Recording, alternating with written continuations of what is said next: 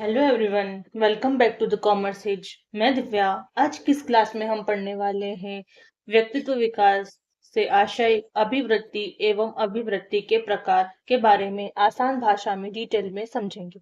अगर आप इस चैनल पर नए हैं तो अभी के अभी द कॉमर्स एज को सब्सक्राइब करें, बेल आइकन ऑन करें ताकि आपकी एक भी कॉमर्स की क्लास मिस ना हो। तो चलिए अपनी पेन और नोटबुक निकाल लीजिए और हम आज की क्लास को शुरू करते हैं।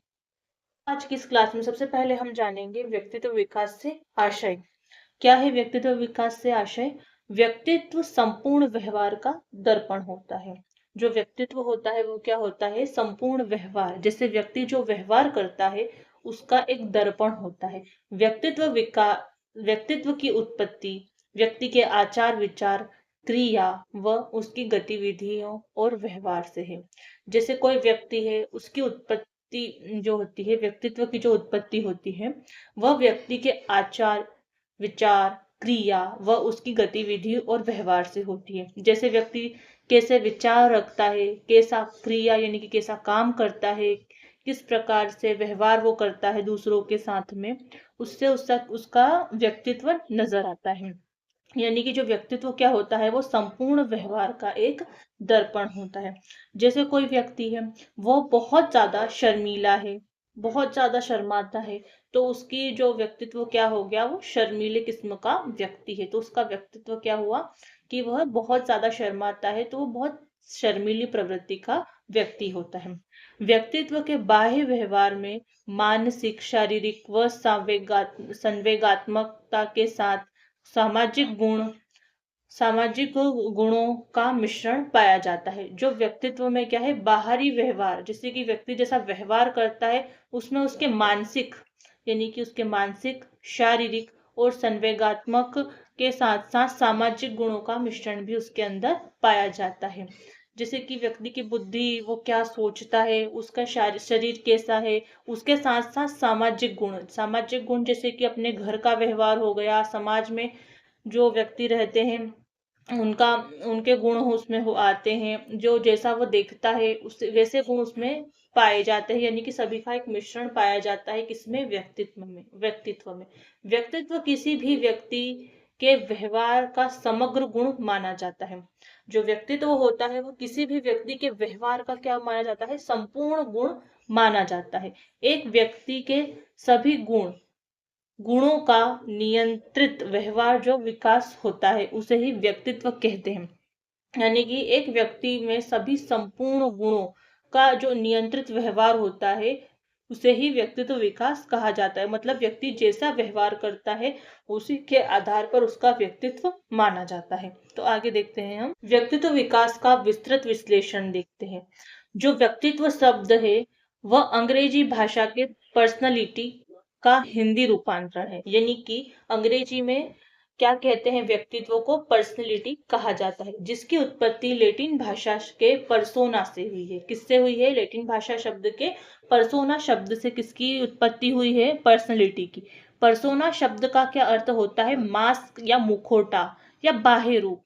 परंतु आधुनिक मनोवैज्ञानिक एवं प्रबंध विज्ञान में व्यक्तित्व का अर्थ केवल बाहरी रंग रूप तक सीमित नहीं है, बल्कि यह व्यक्ति के आंतरिक एवं बाह्य गुण, सभी गुणों का समन्वित एवं गतिशील रूप है। यानी कि पर्सोना शब्द का अर्थ हमने देखा है मुखौटा या मास्क के रूप में देखा जाता है, परंतु आधुनिक में प्रबंध विज्ञान के अंदर जो मनोविज्ञान है उसमें व्यक्तित्व का अर्थ केवल बाहरी रूप तक सीमित नहीं होता है कि व्यक्ति बहुत ज्यादा सुंदर है या बहुत ज्यादा अट्रैक्टिव दिख रहा है तो उसको संपूर्ण गुण, व्यक्तित्व जो जो दिख रहा है उसको संपूर्ण गुण या उसका संपूर्ण व्यक्तित्व नहीं मानेंगे, बल्कि व्यक्ति के अंदर के गुण, जिसके से वो सोचता है, कैसा वो दूसरों के साथ व्यवहार करता है, उसके बाह्य गुण व आंतरिक गुण दोनों को मिलाकर, यानी कि दोनों में समन्वित होते हैं एक व्यक्तित्व में बाहरी गुण और आंतरिक गुण दोनों को देखकर ही व्यक्ति का व्यक्तित्व कहलाता है। यानी कि व्यक्ति जो होता है वो दूसरों का, बड़ों का कैसे आदर सम्मान करता है, कैसे वो दूसरों के प्रति दया का भाव रखता है, वैसे ही उसके आंतरिक गुण, उसकी सोच और अंदर जो आंतरिक गुण होते हैं उन्हें और बाह्य गुण दोनों को मिलाकर विकास होता है। आगे देखते हैं। इस क्लास में दूसरा हमारा टॉपिक था अभिवृत्ति से आशय। अभिवृत्ति एप्टीट्यूड से क्या आशय है यह हम देखते हैं। अभिवृत्ति एक मानसिक स्थिति है। अभिवृत्ति क्या होती है? एक मानसिक स्थिति होती है जिससे प्रेरित होकर, यानी कि व्यक्ति की सोच होती है या उसकी मानसिक स्थिति होती है, वैसे उससे जिससे प्रेरित होकर व्यक्ति किसी घटना के बारे में, व्यक्ति क्या वस्तु के संबंध में निर्णय लेता है या व्यवहार प्रकट करता है, उसे ही अभिवृत्ति कहा जाता है। यानी कि जो व्यक्ति होता है वह जैसे मानसिक स्थिति यानी कि उसकी जैसी बौद्धिक स्थिति होगी ना, वो वैसे ही व्यक्ति के साथ, व्यक्ति या किसी घटना के साथ, वस्तु के साथ वैसे ही निर्णय लेगा और व्यवहार प्रकट करेगा जैसे उसकी अभिवृत्ति होती है। अभिवृत्ति मनोवैज्ञानिक प्रक्रिया है। क्या है अभिवृत्ति? एक मनोवैज्ञानिक प्रक्रिया है जिसके अंतर्गत कोई भी व्यक्ति अपने प्रधान अनुभव के आधार पर किसी घटना के बारे में, किसी व्यक्ति के बारे में या किसी वस्तु या स्थान के बारे में अपनी धारणा प्रकट करता है और व्यवहार करता है, उसे ही अभिवृत्ति कहा जाता है। देखिए, जैसे कि कोई व्यक्ति है तो वह अपनी सोच के आधार पर, अपने पुराने अनुभव के आधार पर जो उसके साथ बीत चुके हैं, उससे ही वह किसी घटना के बारे में, किसी व्यक्ति के बारे में अनुभव के आधार पर, यानी कि जो पूर्व में उसके साथ जो घटनाएं घटी है उसके आधार पर किसी वस्तु के बारे में धारणा प्रकट करता है, तो उसे उसकी अभिवृत्ति मानी जाती है। जैसे मान लीजिए कोई व्यक्ति आग से बहुत ज्यादा डरता है, उसे बहुत ज्यादा डर लगता है आग देखकर, तो हो सकता है कि उसके साथ में उसके उसके साथ में कुछ ऐसा हादसा हुआ हो जिससे वो बहुत ज्यादा डरता हो, तो वो क्या हो गया, उसकी एक अभिवृत्ति, यानी कि उसके मन में वो चीज बैठ गई है, उसकी मानसिक स्थिति बन गई है। इसे विशेष ध्यान दें, अभिवृत्ति सकारात्मक और नकारात्मक दो प्रकार की हो सकती है एवं किसी किसी स्थिति में अभिवृत्ति शून्य रहती है। यानी कि किसी चीज को लेकर व्यक्ति की जो अभिवृत्ति होती है वो सकारात्मक पॉजिटिव होती है और किसी में नकारात्मक होती है। जैसे कि नकारात्मकता में देखते हैं हम कि चोरी करना गलत है, तो यह व्यक्ति के अंदर एक धारणा है जो कि नकारात्मक, मतलब कि हाँ, कि ये गलत चीज है। उसे समझ में आती है कि हाँ ये गलत चीज है, चोरी करना एक गलत बात है। सकारात्मक धारणा यानी कि वो किसी व्यक्ति के लिए दया प्रेम दिखाता है, करुणा दिखाता है, जलन की भावना नहीं रखता है, तो वो एक सकारात्मक प्रक्रिया के अंतर्गत आता है। नकारात्मक में कि दूसरों के प्रति जलना, जलन की भावना रखना, ये चीज सभी नकारात्मक अभिवृत्ति के अंतर्गत आती है। अभिवृत्ति किसी स्थिति के बारे में शून्य भी हो सकती है। व्यक्ति किसी भी घटना के बारे में या किसी भी देखकर उसमें कुछ धारणा नकारात्मक या सकारात्मक कुछ भी नहीं सोचता है, तो उसे वहां पर शून्य अभिवृत्ति होती है। आगे देखते हैं। इस क्लास में दूसरा टॉपिक है हमारा अभिवृत्ति के प्रकार। पहले हमने जाना है व्यक्तित्व विकास से आशय, देखा है हमने उसकी उत्पत्ति कैसी हुई है वो देखा है। अब फिर देखा है अभिवृत्ति से क्या आशय है। अब हम देखते हैं अभिवृत्ति के प्रकार के बारे में जानते हैं। सकारात्मक तथा नकारात्मक अभिवृत्ति के बीच अंतर एवं तुलना का अध्ययन हम करते हैं। पहले हम देखते हैं सकारात्मक अभिवृत्ति क्या होती है और दूसरी साइड है नकारात्मक अभिवृत्ति। पहला है अच्छा दृष्टिकोण। सकारात्मक अभिवृत्ति उन व्यक्तियों में होती है जो लोग घटना और स्थिति आदि में हमेशा अच्छाई देखते हैं, ना कि बुराई देखते हैं। जो सकारात्मक दृष्टिकोण होता है, जो सकारात्मक दृष्टिकोण रखने वाले जो व्यक्ति होते हैं, वह किसी भी घटना, किसी भी स्थिति आदि में हमेशा अच्छाइयां दिखते हैं, ना कि बुराइयां दिखते हैं। अब नकारात्मक अभिवृत्ति में क्या होता है कि नकारात्मक अभिवृत्ति जिन व्यक्तियों में होती है, वे लोग घटना और स्थिति के बारे में अच्छाई की जगह बुराई ही देखते हैं, उसमें कमियां ही देखा करते हैं। उन्हें अच्छाई नहीं दिखती है, उन्हें सिर्फ क्या दिखती है, बुराइयां दिखती है। तो पहला तो अंतर यही हो गया कि जो असकारात्मक अभिवृत्ति वाले व्यक्ति होते हैं उनको किसी भी घटना स्थिति के बारे में अच्छाइयां ही दिखाई देती है, ना कि बुराई देखते हैं वो। और जो नकारात्मक अभिवृत्ति वाले लोग होते हैं वह अच्छाई की जगह बुराई को ध्यान दे रखते हैं। तो दूसरा अंतर है अवसरों पर ध्यान। जो सकारात्मक अभिवृत्ति वाले लोग होते हैं वो अवसर, अपॉर्चुनिटी देखते हैं कि कब उनके करियर की शुरुआत उन्हें करनी है, यानी कि वो अपॉर्चुनिटीज देखते हैं, अवसर को ध्यान में रखते हैं। और जो नकारात्मक अभिवृत्ति वाले लोग होते हैं वो हमेशा बहाने बनाते हैं, अपनी सीमाएं देखते हैं। यानी कि नकारात्मक अभिवृत्ति वाले लोग हमेशा सीमाएं, लिमिटेशंस देखते हैं। तीसरा है दीर्घकालीन लक्ष्य। जो सकारात्मक अभिवृत्ति वाले लोग होते हैं वो दीर्घकालीन लक्ष्यों को आसानी से और समय से प्राप्त कर लेते हैं, क्योंकि उनमें पॉजिटिव थिंकिंग होती है।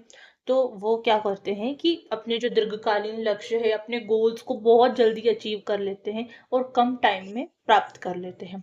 दूसरी साइड नकारात्मक अभिवृत्ति वाले लोग क्या होते हैं, शुरू में तो मतलब प्रारंभ में तो उनके जो लक्ष्य है वो हासिल कर लेते हैं, लेकिन दीर्घकालीन लक्ष्य जो बड़े लक्ष्य होते हैं उन्हें वो प्राप्त नहीं कर पाते, वो जल्दी से हताश हो जाते हैं। चौथा है समस्या का समाधान। सकारात्मक अभिवृत्ति समस्या को सुलझाने वाली प्रक्रिया है। जो सकारात्मक अभिवृत्ति क्या होती है, जो सकारात्मक व्यक्ति होते हैं वह समस्याओं को समाधान ढूंढते हैं, ना कि खुद घबराते हैं। या चौथा है कि समस्या खोजना। जो नकारात्मक अभिवृत्ति वाले व्यक्ति होते हैं वो समस्या को खोजने की प्रक्रिया है, यानी कि वो क्या करते हैं, उन्हें जब कोई समस्या आती है तो उसके समाधान ढूंढने की जगह हताश होकर निराश होकर बैठ जाते हैं कि ऐसा हो गया है वैसा हो गया है, मतलब उनमें समस्याओं की ही खोज करने की एक प्रक्रिया है। वह क्या करते हैं, समाधान पर ध्यान नहीं देते हैं। और जो सकारात्मक अभिवृत्ति के अंदर क्या होती है, समस्या को सुलझाने वाली एक प्रक्रिया होती है। जो सकारात्मक दृष्टिकोण रखते हैं ना, वो क्या करते हैं व्यक्ति कि वो समस्याओं को खोजने की जगह उस जो समस्या होती है उसके जो जो समस्या जो भी होती है उनके अंदर, मतलब उनकी जिंदगी में या किसी चीज में, तो उसकी सॉल्व करने के लिए उपाय ढूंढते हैं। पांचवा अंतर है दूसरों के गुणों को देखना। सकारात्मक दृष्टिकोण रखने वाला व्यक्ति दूसरों की अच्छाइयों पर ध्यान देता है। किस पर देता है, कि कोई व्यक्ति कितना सुंदर है, उसमें कितने अच्छे गुण हैं, वह दूसरों का कैसे सम्मान करता है, वह दया की भावना रखता है। जो सकारात्मक दृष्टिकोण रखने वाले व्यक्ति होते हैं वो लोगों की अच्छाइयों पर ध्यान केंद्रित करते हैं, और नकारात्मक अभिवृत्ति वाले लोग अवगुणों पर की ओर ध्यान देते हैं, यानी कि वह क्या करते हैं कि किसी व्यक्ति के अवगुण देखते हैं। यानी कि नकारात्मक दृष्टिकोण वाले व्यक्ति क्या होते हैं, दूसरों के गुणों को देखने की बजाय उनके अवगुणों के बारे में ज्यादा ध्यान केंद्रित करते हैं। छठा है सकारात्मक भावना। यदि हम सकारात्मक दृष्टिकोण रखते हैं तो निश्चित रूप से हम खुशी, प्रेम, कृतज्ञता, शांति और आशा का अनुभव करेंगे। यानी कि हमारा दृष्टिकोण जो है वो सकारात्मक है, पॉजिटिव है, तो हम एक खुश रहेंगे, दूसरों के प्रति प्रेम, कृतज्ञता और अपने अंदर आंतरिक शांति, यानी कि हम शांति का अनुभव करेंगे। और नकारात्मक वाले व्यक्ति क्या होते हैं, हमेशा क्रोध में रहते हैं, निराश होते हैं, चिड़चिड़ापन उनके अंदर पाया जाता है। ईर्ष्या यानी कि दूसरों से जलन की भावना जैसी नकारात्मक भावना से दिन भर घिरे रहते हैं। तो सकारात्मक जो भावनाएं होती है वो खुशी, प्रेम, कृतज्ञता, शांति और आशा का अनुभव करवाती है। वहीं नकारात्मक भावनाएं जो होती है वो क्रोध, निराशा, चिड़चिड़ापन, ईर्ष्या जैसी भावनाएं उत्पन्न व्यक्ति के अंदर उत्पन्न करती है। दोस्तों, आशा करती हूँ कि आपको आज की क्लास के सभी टॉपिक अच्छे से समझ में आ गए होंगे। अगर वीडियो पसंद आई हो तो लाइक शेयर सब्सक्राइब जरूर करें। तो मिलते हैं अगली क्लास में, तब तक के लिए कीप लर्निंग।